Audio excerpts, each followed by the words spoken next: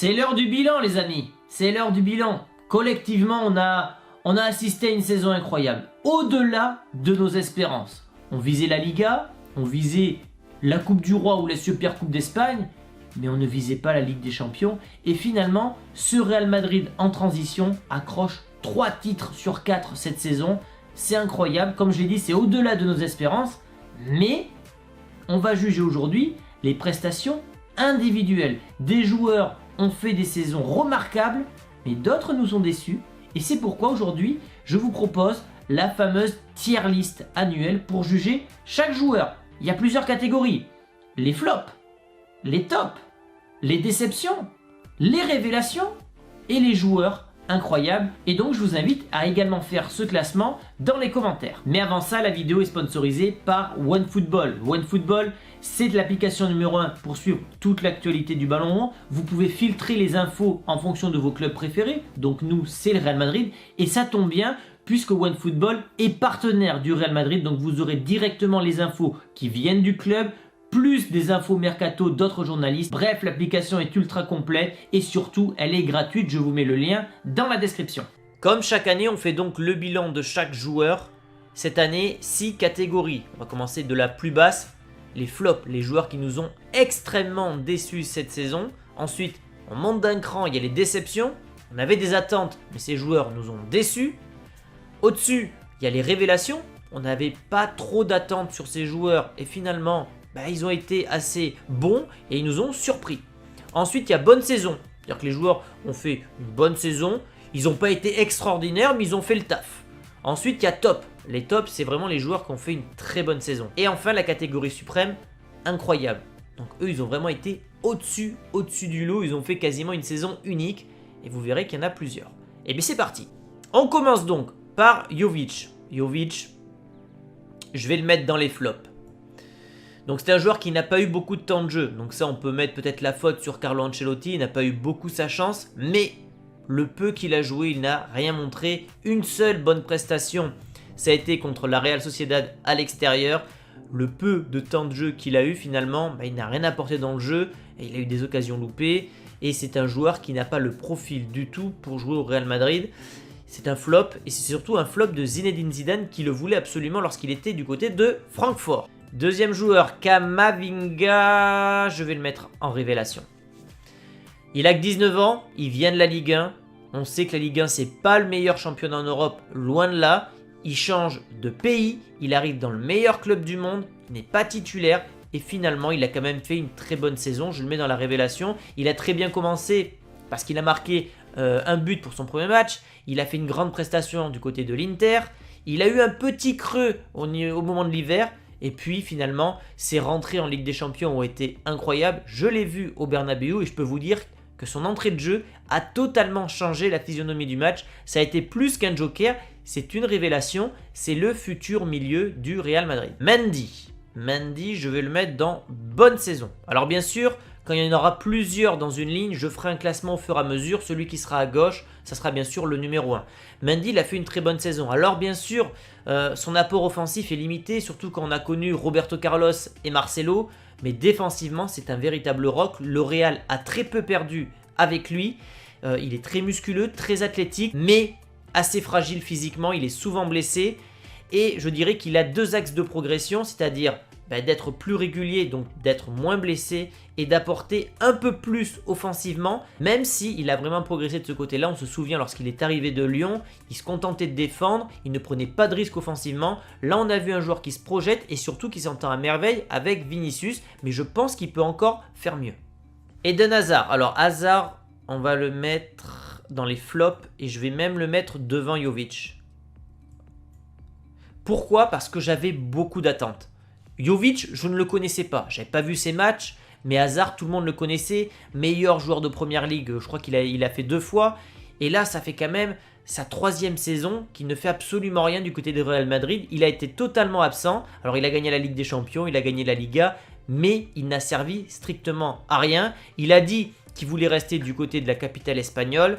Ça me fait un peu mal. Moi, j'aurais préféré qu'il parte en Angleterre, à Newcastle, en prêt quelque part, parce qu'il n'apporte rien et qu'il a un énorme salaire du côté du Real. Évidemment, c'est un énorme flop. Thibaut Courtois. Alors lui, tout en haut, Courtois. Ça fait 1 an et demi que je fais une espèce de propagande avec ce gardien. Quand je disais il y a 1 an que c'était le meilleur gardien du monde, j'ai eu beaucoup de moqueries dans les commentaires. Et maintenant qu'il vient de faire gagner la Ligue des Champions au Real, tout le monde dit que c'est le meilleur gardien du monde. France Football l'a quand même classé 8e meilleur gardien. C'est une vaste blague, je le dis et je le répète dans chaque vidéo. Mais pour faire une saison comme l'a fait le Real, tu dois avoir une colonne vertébrale qui est vraiment solide. Ça part du gardien de but. Il a fait, je crois, du volley dans sa carrière. Et on voit que ça lui a servi au niveau des réflexes. C'est un gardien qui est très grand, mais qui a la capacité d'aller chercher les balles à ras de terre, ce qui est souvent leur point faible. Aujourd'hui, il est vraiment incroyable. 9 arrêts en finale de Ligue des Champions, ce n'était jamais arrivé. Merci Thibaut, parce que c'est sans doute l'un des 3 meilleurs joueurs du Real cette saison. Maintenant, place à Rodrigo. Rodrigo, il va aller pareil dans la catégorie des révélations. Il était un peu comme Vinicius, sauf qu'il n'avait pas eu son moment de gloire, son power-up. Vinicius, lui, il a eu sa naissance face à Liverpool l'an passé. Et Rodrigo, il se contentait de marquer de temps en temps, mais il loupait beaucoup d'occasions. Et des fois, ses rentrées en jeu n'étaient pas finalement très importantes. Il passait assez inaperçu. Il a fait un début de saison plutôt compliqué, mis à part ce but à Giuseppe Meazza contre l'Inter. Mais à partir de février, un tout autre joueur. Un joueur qui, je trouve, déjà a pris en muscle, en confiance. Et au niveau de la finition, ça s'est ressenti puisqu'il a marqué à quasiment toutes ses rentrées. Ça a été le héros contre Manchester City. Et quand je disais que Vinicius est né l'année dernière contre Liverpool avec son doublé sous Zidane, on peut dire que Rodrigo est né au Real Madrid avec ce doublé contre Manchester City. Il y aura un avant et un après ce match-là, même s'il était monté en puissance les matchs avant Manchester City. C'est son moment de gloire, c'est lui qui a qualifié le Real pour la finale de la Ligue des Champions. Et je pense que le Real va compter énormément sur lui l'année prochaine. Même pas sûr que le Real recrute un ailier droit, tant le Real compte sur lui pour les prochaines années. Valverde, je vais le mettre dans les tops. Alors peut-être que certains vont dire que je le juge trop bien, mais je trouve que ce joueur est tout bonnement extraordinaire. Il a joué les 20 premiers matchs de la saison consécutivement avec l'Uruguay et le Real. Il a eu un moment de moins bien, il a été blessé. Mais dès que ce mec est sur le terrain, il a un profil de jeu qui est totalement atypique, totalement unique au Real Madrid. Il apporte de la puissance, il apporte de l'envie, il a une générosité incroyable. Et surtout, il peut couvrir plusieurs postes à la fois. Ce poste d'attaquant droit, repli au milieu de terrain, il peut même défendre en tant que latéral. Il a une frappe de balle incroyable. Bref, il a un profil tellement important au Real Madrid. Et on l'a vu en finale, encore une fois, c'est lui qui a fait la passe décisive à Vinicius sur son côté droit. Je le trouve excellent, il a une marge de progression qui est encore très bonne, il est jeune, il a 23-24 ans, et lui aussi, à l'instar de Camavinga, c'est le futur milieu de terrain du Real Madrid. Je suis très satisfait de sa saison. Vallejo dans les flops. Bon, clairement, moi j'attendais rien de lui, c'était le 4e défenseur, il n'a quasiment pas joué, l'arrivée de Rudiger va le pousser dehors. Seul fait notable, c'est sa bonne rentrée contre Manchester City, alors qu'il n'y avait plus de défenseurs avec les blessures et tout ça. Voilà, mais clairement, il n'a plus sa place au Real Madrid. Asensio, je le mets dans les déceptions. Bon, c'est un joueur, on le sait, il avait un talent monstrueux. Certains l'ont comparé à Mbappé. Oui, il a marqué 10 buts cette saison, mais il faut voir les adversaires en fait. Si tu veux, quand tu mets un triplé contre Mallorca et que tu fais absolument rien dans les grands matchs, finalement, moi je vais retenir ça. Marquer contre les petites équipes, pourquoi pas, mais quand le Real gagne 5, 6, 0, ça n'a aucun intérêt. Et là où j'ai été très déçu d'Asensio cette année, c'est pour ça que je le mets dans les déceptions, c'est son apport. Alors oui, de temps en temps il va faire une frappe de loin, mais c'est trop peu. Il ne va pas provoquer l'adversaire, il ne dribble pas, il ne peut pas prendre la profondeur puisqu'il est assez lent. Et en plus de ça, il joue toujours en arrière. C'est un profil qui est trop stéréotypé pour le Real Madrid. C'est un gaucher, on sait qu'il va toujours revenir sur sa patte gauche pour frapper. Et de ce fait-là, il est trop prévisible. Je suis très déçu d'Asensio cette année, même s'il a mis 10 buts. Mais il faut voir encore les adversaires. Ceballos. Alors j'hésite Ceballos à le mettre dans révélation parce qu'il a bien terminé la saison. Il a été très très bon. Mais je vais le mettre dans déception. Je vais le mettre dans déception parce qu'il n'a pas assez joué. Il a eu une grave blessure avec l'équipe d'Espagne olympique. Il a mis 6 mois sans remettre, le temps de retrouver le rythme. Il a joué quoi, 4-5 matchs en fin de saison, c'est pas assez pour le mettre dans les révélations. Je pense que si Tchouaméni arrive, ça va le pousser dehors. Et je pense que du coup, voilà, je le mets dans les déceptions. Même si, je continue de le dire, que ces derniers matchs, notamment sur la fin de la Liga, ont été très intéressants. Et il a même eu du temps de jeu en finale de Ligue des Champions. Alors on va voir si Ancelotti compte sur lui l'année prochaine, mais en tout cas c'est vrai que voilà, en début de saison je m'attendais à ce qu'il joue un peu plus. Il a eu une blessure, donc difficile de le mettre autre part que dans les déceptions. Nacho dans la bonne saison. Nacho, c'est un joueur qui est très discret, mais c'est quand même un joueur qui a 5 Ligues des Champions. C'est un joueur que je dis, c'est un couteau suisse ce mec-là. Il peut jouer à droite, à gauche, dans l'axe. Il va toujours faire son taf. Il y a très peu de matchs finalement où Nacho est mauvais. C'est un joueur du Real Madrid. Il a fait une bonne saison. Je ne le mettrai pas dans les tops puisque ce n'est pas un titulaire à part entière. Mais voilà, c'est un joueur, c'est un vrai soldat et tu peux compter sur lui à n'importe quel poste et à n'importe quel moment de la saison. Alors Militao, il est né à Madrid lorsque Ramos a été blessé l'an passé et qu'il a fait cette charnière centrale justement avec Nacho.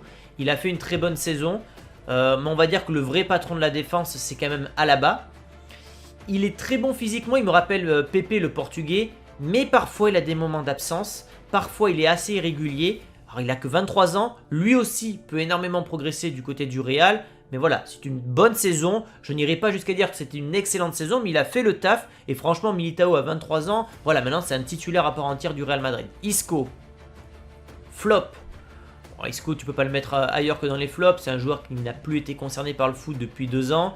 Sa meilleure année, c'est en 2017, donc ça remonte à 5 ans. Lui aussi, on est à 5 Ligues des Champions. Il a confirmé son départ du Real Madrid puisqu'il est en fin de contrat. Et c'est en toute logique qu'il n'a pas été prolongé par le club.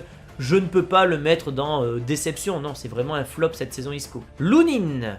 Alors Lunin, je vais le mettre dans révélation. Alors vous allez me dire qu'il n'a pas assez joué, mais pour avoir débriefé les matchs amicaux l'été dernier, souvenez-vous, on va le refaire d'ailleurs cet été, ben déjà on avait vu que ce mec, il avait un petit potentiel. Il avait du potentiel, il avait fait un très bon match notamment contre les Rangers. Il n'a pas beaucoup joué cette saison, ben c'est normal parce que tu as Thibaut Courtois qui est le boss absolu au niveau des gardiens de but. Je ne sais pas s'il va rester au Real, mais le peu qu'il a joué, il a toujours été bon. Il a, je crois, arrêté un penalty à Cadiz. Le peu de matchs qu'il a joué, il a toujours rassuré. C'est une véritable doublure. Tant et si bien que lorsque Courtois était absent, ben on n'a pas ressenti son manque parce que Lunin a fait le travail derrière. Et je pense que le Real et Ancelotti doivent s'appuyer sur lui pour les années à venir et ne pas le cantonner trop à ce rôle de remplaçant. Peut-être le faire jouer en Coupe du Roi pour qu'il ait vraiment du temps de jeu. KB Nouébé. Alors Nouébé, c'est la déception. Moi, je suis très déçu. Mais non, c'est le meilleur joueur de la saison, Benzema. Il va être Ballon d'Or. Il a porté ce Real Madrid, meilleur buteur en Liga, meilleur buteur en Champions League. Capitaine l'année prochaine de ce Real Madrid puisque Marcelo va quitter le club. Il y a très peu de joueurs que je peux mettre dans cette catégorie de saison incroyable, mais en tout cas lui il en fait partie. Depuis le départ de Ronaldo, il a su prendre la succession, il a su prendre le leadership. C'est vraiment aujourd'hui le boss du Real Madrid et maintenant il a dans le viseur le record de Raúl qui sera battu dès la saison prochaine, mais surtout le record de buts de Ronaldo. Mine de rien il en est qu'à 110 buts ou 120 buts. S'il reste encore 3-4 ans au Real, c'est possible. Casemiro. Je vais le mettre là. Casemiro, il termine bien la saison, mais c'est peut-être sa plus mauvaise saison des 5 dernières années. Il est en train petit à petit de décliner, c'est normal. Il a commencé le foot très jeune. Il a bientôt 30 ans ou il a 30 ans, donc c'est normal qu'il commence à décliner. Il a été très irrégulier cette saison. Par moments très important parce que c'est un joueur qui apporte cet équilibre finalement, qui joue ce rôle de 3e défenseur central. Il a l'expérience, il a le vice, c'est un joueur que moi j'adore. Voilà, j'adore avoir ce type de joueur dans mon équipe. Mais on est obligé de dire que c'est pas non plus sa meilleure année. Je le mets dans bonne saison, voilà, parce que il n'a pas fait une saison extraordinaire. Il a fait le taf, mais il a déjà fait mieux par le passé. Mariano. Flop. Mariano, qu'est-ce que vous voulez que je vous dise de Mariano? Mariano, c'est le catcheur dominicain. J'ai fait un TikTok sur lui récemment, donc allez voir mon TikTok si vous voulez, mais Mariano n'apporte rien. Et le problème, c'est que le Real a fait une erreur en lui donnant un contrat de longue durée, et du coup, on se traîne ce boulet dans l'équipe depuis maintenant 2-3 ans. Gareth Bale. Gareth Bale, c'est un flop. Hein. C'est un flop, j'attendais beaucoup de lui. Il a bien commencé la saison. Au niveau des matchs amicaux, pareil, il avait marqué un but, je crois que c'était contre le Milan ou contre les Rangers. Il a marqué pour son premier match de Liga. Donc on s'était dit, ça y est, il y a la rédemption, la motivation de bien terminer au Real. Grave blessure comme Ceballos. Et malheureusement, il n'est jamais revenu. Et il va quitter le Real par la petite porte. Ça m'attriste parce que c'est un joueur que j'ai adoré. Cette attaque, finalement, la BBC aura été incroyable. Et des 3 joueurs, c'est finalement celui qui va partir par la petite porte. Et c'est dommage. Il fait quand même partie des légendes du club parce qu'il a gagné 5 Ligues des Champions, qu'il a marqué énormément de buts, beaucoup de passes décisives, donc rien à voir avec Hazard et qu'il en est qu'à 4 ou 5 buts avec le Real. J'ai pas les stats de Bale, mais je crois que c'est plus de 100 buts avec le Real. Il a dépassé, je crois, le Brésilien Ronaldo, 80 ou 90 passes décisives, donc c'est quand même des chiffres extraordinaires. Mais il a raté sa sortie avec le Real, il n'a pas été focus sur ce sport-là, il a fait du golf, il a fait cette fameuse affiche avec le Pays de Galles et tout ça, c'est dommage. Marcelo, bah t'es obligé de le mettre dans les déceptions, Marcelo, parce que pareil, il va quitter le club en ne jouant que très peu, il n'a plus le niveau du Real Madrid. Alors il part en étant bien sûr le joueur le plus titré de l'histoire du club, 25 titres, donc il part en tant que légende absolue du Real Madrid, mais malheureusement il n'a pas joué cette saison. Et quand il a joué, c'est parce que Mendy était blessé. Il n'a plus le niveau. Merci Marcelo pour ton parcours, mais malheureusement, c'est triste. C'est une décision très difficile à prendre pour le club de mettre finalement Marcelo à la porte, de ne pas le prolonger. Mais si tu es objectif, Marcelo n'a clairement plus le niveau pour jouer au Real. Il est lourd, il n'arrive plus à défendre. Et dès qu'il était titulaire, tu voyais qu'il prenait l'autre partout, quoi. Vinicius Junior, c'est clairement le mec, voilà, pour moi c'est l'ordre, c'est les 3 joueurs, il n'y en aura que 3, je peux déjà vous le dire, qui font partie des saisons incroyables. Il est né donc l'an passé contre Liverpool avec ce doublé. On parle d'un joueur qui a 21 ans, qui a mis 21 passes décisives, 21 buts, dont le but vainqueur en Ligue des Champions. Quoi qu'il arrive, je ne sais pas de quoi sera fait le futur de Vinicius. Il a réussi son passage au Real Madrid puisqu'il a offert la décimo quarta. Voilà, à partir de là, ce but en Ligue des Champions restera dans l'histoire du club. Il a créé un duo incroyable avec Benzema. Et finalement, la non-venue d'Mbappé va lui permettre de se positionner en tant qu'attaquant gauche du Real Madrid pendant de nombreuses années, je l'espère. On parle peut-être d'un contrat jusqu'en 2028 avec le Real Madrid. Affaire à suivre. Toni Kroos. Bonne saison. Bonne saison, mais à l'instar de Casemiro, je trouve que voilà, il pèse moins dans le jeu. C'est un joueur qui va te faire changer d'aile, qui va gêner le pressing adverse en faisant des transversales millimétrées. Mais dans le pressing, dans la récupération, dès qu'il y a de l'intensité en face, il a du mal. Lui aussi commence à décliner, il parle même de retraite. Et je pense que 2023, comme Modric, ça sera sa dernière année avec le club. Peut-être 2024 pour lui parce qu'il est un peu plus jeune. Mais voilà, c'est du Toni Kroos, 4 Ligues des Champions avec le Real, 5 au total. Mais ce n'est pas sa meilleure année, c'est pas le meilleur cru de Toni Kroos. Carvajal, je vais le mettre dans les déceptions. Alors je sais, vous allez me dire, il a fait une finale magnifique, une demi-finale magnifique. C'est vrai qu'il a très bien terminé sa saison. Et ça a sans doute été le meilleur madrilène, ou l'un des 3 meilleurs madrilènes, je l'ai dit dans les briefs, pendant la finale. Mais maintenant, si je juge la saison globale de Carvajal, beaucoup de blessures, beaucoup de méformes, un niveau défensif qui a parfois été catastrophique, alors notamment contre le PSG, mais il avait un client, c'était Mbappé, mais c'est clairement pas sa meilleure année, c'est sans doute sa plus mauvaise. Moi, j'aimerais que Reece James signe au club. Maintenant, avec les prestations qu'il a fait en demi-finale et en finale contre City et Liverpool, je pense que le club va lui donner encore sa confiance pour l'année prochaine, mais il est clairement sur le déclin. Alaba. Alors moi, Alaba, j'ai adoré. Voilà, moi, Alaba, j'ai adoré. On savait qu'il venait de la maison Bayern Munich. C'est une maison qui est très qualitative. On a eu Toni Kroos, il s'est intégré directement. Alaba, pareil.